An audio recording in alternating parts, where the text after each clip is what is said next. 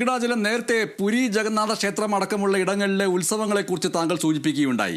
കേരളത്തിൽ മാത്രമാണോ ഈ ആനകളെ ഉപയോഗിച്ചുകൊണ്ടുള്ള ഈ എഴുന്നള്ളിപ്പ് എന്ന വാക്ക് പോലും അവിടെ ഒരു പ്രധാനപ്പെട്ട വാക്കാണ്. എഴുന്നള്ളിക്കുകയാണ് എന്നുള്ള കാര്യം ആനകൾക്കറിയില്ല. എഴുന്നള്ളിപ്പ് എന്ന വാക്ക് കേൾക്കുമ്പോൾ അതിലൊരു വലിയ സുഖമുണ്ട്, ഒരു സൗന്ദര്യമുണ്ട്. വാസ്തവത്തിൽ നടത്തിക്കുകയാണല്ലോ, നടത്തിക്കുകയും നിർത്തുകയും ചെയ്യുന്നു. മണിക്കൂറുകളോളം വെയിലത്ത് നിർത്തുക, നടത്തിപ്പിക്കുക, വീണ്ടും നിർത്തുക, നടത്തിപ്പിക്കുക എന്നതിനെ നമ്മൾ മനോഹരമായൊരു വാക്കുപയോഗിച്ച് എഴുന്നള്ളത്ത് എന്ന പദം ഉപയോഗിച്ച് പറയുന്നു എന്ന് കരുതുക. ഇത് കേരളത്തിൽ മാത്രമുള്ള ഒരു ഏർപ്പാടാണോ? തമിഴ്നാട് അടക്കമുള്ള ഇടങ്ങളിലുണ്ടോ? ഈ ആനകളെ കേരളത്തിൽ ദൈവത്തിന്റെ വിഗ്രഹം കയറ്റി വെച്ച് എഴുന്നള്ളിച്ച് പീഡിപ്പിക്കുക എന്നാണ് ഞങ്ങൾ പറയുന്നത്. ഇത് എഴുന്നള്ളിപ്പ് പീഡനമാണ്. ഈ ആനയെ ഉപയോഗിച്ചിട്ട് ഈ ക്ഷേത്ര ഭാരവാഹികൾ ഇത് എന്തുകൊണ്ടാണ് ചെയ്യണമെന്ന് വെച്ചാൽ എൻ്റെ അടുത്തൊക്കെ അതിന്റെ ഭാരവാഹികൾ പറഞ്ഞിട്ടുള്ളത്, കാലങ്ങളായിട്ട് ചെയ്യണത് ഞങ്ങൾ ചെയ്യണമെന്നുള്ളൂ, ഞങ്ങൾക്ക് ഈ സെക്രട്ടറിയും പ്രസിഡന്റും ട്രഷററും സ്ഥാനം ഉള്ളതുകൊണ്ടാണ് ഞങ്ങൾ ഇതിങ്ങനെ വേണമെന്ന് പറയുന്നത്.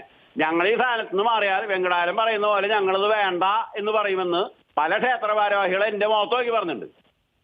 ഇത് ശരിക്ക് തെറ്റായ ധാരണ വരുത്തണം. അതായത് ഈ ഉത്സവ മാഫിയ എന്ന് പറയുന്നവർക്ക് ഭക്തിയെ എങ്ങനെ ചൂഷണം ചെയ്ത് പണം ഉണ്ടാക്കാമെന്നുള്ളതിനെ കുറിച്ച് വ്യക്തമായിട്ടുള്ള ധാരണയുണ്ട്. ആ ഭക്തിയെ ചൂഷണം ചെയ്ത് ആന എഴുന്നള്ളിപ്പിന് പണം സ്പോൺസർ ചെയ്ത് കൊടുത്താൽ വീട്ടിലെ ഐശ്വര്യം ഉണ്ടാവും, കച്ചവടം ഡെവലപ്പ് ചെയ്യും, വീട്ടിലുള്ള കുട്ടികൾ നല്ലോണം പഠിക്കും എന്നുള്ള തെറ്റായ ധാരണ ഉത്സവ മാഫിയ ജ്യോത്സ്യന്മാരെയും മന്ത്രവാദികളെയും ചില പൂജാരികളെ ഉപയോഗിച്ചിട്ട് ഭക്തരുടെ ഉള്ളിൽ ഇഞ്ചക്ട് ചെയ്ത് കയറ്റിയിട്ട് അത്തരത്തിൽ എഴുന്നള്ളിക്കപ്പെടുന്ന ഭീകരമായ പീഡനമേറ്റ ആനകള് ആ പൈസ കൊടുക്കുന്ന നാട്ടുകാരെ തന്നെ തല്ലി ഈ ചവിട്ടി കൊല്ലുന്ന സംഭവങ്ങൾ കേരളത്തിൽ ഇറങ്ങിയിട്ടുണ്ട്. അങ്ങനെ ചവിട്ടിക്കൊന്ന ആനകള്, ഭക്തര് ചവിട്ടിക്കൊന്ന അമ്പലങ്ങളൊന്നും തന്നെ ഇപ്പോ ഈ ആനയെ ഉപയോഗിക്കുന്നില്ല. അവരൊന്നിലും ഈ രഥത്തിലേക്ക് മാറി ഈ കയ്യിലെടുത്ത് പിടിച്ച് ദൈവത്തിന്റെ വിഗ്രഹം കൊണ്ട് നടക്കുന്നു, അല്ലെങ്കിൽ റോബോട്ട് ആനയെ എഴുന്നള്ളിക്കുന്നു. ദുരന്തം ഉണ്ടായി കഴിഞ്ഞാല് ആന ഇടഞ്ഞാൽ അവിടെ ആനയില്ലാതെ മേശാന്തി കയ്യില് തിടമ്പ് പിടിച്ച് ദൈവവിഗ്രഹം പിടിച്ച് നടക്കുന്ന നിരവധി സന്ദർഭങ്ങൾ ഉണ്ടാവാറുണ്ട്. അപ്പൊ ഈ ആന എന്ന് പറയുന്നത് പാപ്പാൻ ഭീകരമായി മർദ്ദിച്ച് പീഡിപ്പിച്ച് പരിക്കേൽപ്പിച്ച് ആ പരിക്കിൽ ചങ്ങല മുറുക്കി വേദനിപ്പിച്ച് കൊണ്ട് നടക്കുന്ന ആനകളെ അത് പേടിച്ചിട്ട് നിന്ന് കഴിച്ചു കൂട്ടുമ്പോഴാണ് നമ്മൾ ആന എഴുന്നള്ളിപ്പ് നടക്കുന്നു എന്ന് പറയുന്നത്. ഇതിനിടയിൽ ആന എങ്ങനെ അടഞ്ഞ ദൈവവിഗ്രഹം നിലത്ത് വീഴുക, ആള് മരിക്കുക, അതൊക്കെ ചെയ്താൽ അവിടെ സ്വിച്ച് ഇട്ട പോലെ അവർ എഴുന്നള്ളിപ്പ് നിർത്തും. അതുകൊണ്ട് ഇങ്ങനെ നടത്തേണ്ടല്ല എഴുന്നള്ളിപ്പ്. ഉത്സവം എന്ന് പറഞ്ഞാൽ ആളുകൾക്ക് ആഹ്ലാദിക്കാൻ വേണ്ടി, ദുഃഖത്തെ എടുത്തു മാറ്റാൻ വേണ്ടി പരമ്പരാഗതമായിട്ട് ഉണ്ടാക്കിയിട്ടുള്ള ഒരു സാധനമാണ്. അത് പരമ്പരാഗതമായിട്ട് ആനയെ എഴുന്നള്ളിക്കണമെന്ന് ഒരു ഉപനിഷത്തിലും പറഞ്ഞില്ലേ. മഹാഭാരതത്തിൽ ആന എഴുന്നള്ളിപ്പില്ല, രാമായണത്തിൽ ഒരു സ്ഥലത്ത് ആന എഴുന്നള്ളിപ്പില്ല. ഈ ക്ഷേത്രങ്ങളുടെ ഉള്ളിലത്തെ ആനയെ ഉപയോഗിച്ചുള്ള യുദ്ധങ്ങൾ നടന്നിട്ടുണ്ട്. ആളെ കൊല്ലാനാണ് രാജാക്കന്മാരെ ആനകളെ കൊണ്ടുവന്നിരുന്നത്. ഈ ക്ഷേത്രങ്ങളുടെ ഉള്ളിലത്തെ ഒരു പരിപാടിക്കും ആനകളെ കൊണ്ടുവരാത്തതിന് കാരണം അത് വന്യജീവി ആയതിനാൽ അതടഞ്ഞാൽ ആള് മരിക്കുമെന്ന് പഴയ ആൾക്കാർക്ക് ബോധം ഉണ്ടായിരുന്നുകൊണ്ടാണ് അവർ കയ്യിൽ പിടിച്ചിട്ടും രഥത്തിൽ വെച്ചിട്ടും ദൈവത്തെ എഴുന്നള്ളിച്ചിരുന്നത്.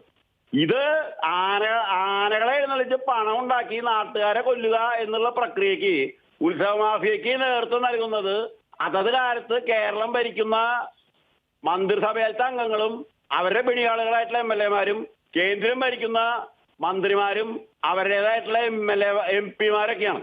ഈ ഭരണകക്ഷിക്ക് കൂടുതൽ സ്വാതന്ത്ര്യം ഉണ്ടാകുന്ന രീതിയിലാണ് ഉത്സവ സംഘാടകരുടെ കമ്മിറ്റി ഉണ്ടാക്കുക. അതുകൊണ്ട് കേന്ദ്രത്തിലും കേരളത്തിലും അതത് കാലത്ത് ഭരിക്കുന്ന ആളുകളാണ് ഒരുമാതിരി ആനയെഴുന്നള്ളിപ്പ് നടക്കുന്ന എല്ലാ ക്ഷേത്രങ്ങളിലത്തെ ഉത്സവ കമ്മിറ്റിയിൽ കയറിയിരിക്കുക. അവർ ഭക്തരിൽ നിന്ന് പിരിക്കുന്ന പൈസയ്ക്ക് യാതൊരു കണക്കും ഓഡിറ്റിങ് എവിടെയും പതിവില്ല. കോടതി ഇടപെട്ട് ചോദിച്ചാലും പല കാര്യം കണക്ക് കൊടുക്കാറില്ല. ഈ ഭക്തരിൽ നിന്ന് ആനയെഴുന്നള്ളിപ്പിന് വേണ്ടി വാങ്ങിക്കുന്ന പൈസ മുഴുവനും ഈ ഉത്സവ കമ്മിറ്റികളും അവരുടെ മുകളിലിരിക്കുന്ന ഉത്സവ മാഫിയും അതിന് എല്ലാ സഹായം ചെയ്യുന്ന രാഷ്ട്രീയക്കാരും കൂടി നല്ലൊരു എമൗണ്ട് വലിച്ച് തിന്നുകയും അവരുടെ സ്വകാര്യ വിഷയമായി മാറ്റുകയും ചെയ്യുമ്പോൾ ഈ ആനകൾക്ക് ഭക്ഷണം കൊടുക്കാൻ പോലും സൗകര്യമുള്ളതാണ് വിശന്ന് പൊരിഞ്ഞ ആനകൾ ഓടി പ്രശ്നം ഉണ്ടാക്കുന്നത്. അതുകൊണ്ട് എത്രയും പെട്ടെന്ന് സംസ്ഥാന സർക്കാരും കേന്ദ്ര സർക്കാരോട് ഈ ആന എഴുന്നള്ളിപ്പ് എന്ന് പറയുന്ന അനാചാരം നിർത്തലാക്കാൻ കേന്ദ്രത്തിലും സംസ്ഥാനത്തിലും നിയമം കൊണ്ടുവരണമെന്നാണ് ഞങ്ങൾക്ക് ആവശ്യപ്പെടാനുള്ളത്.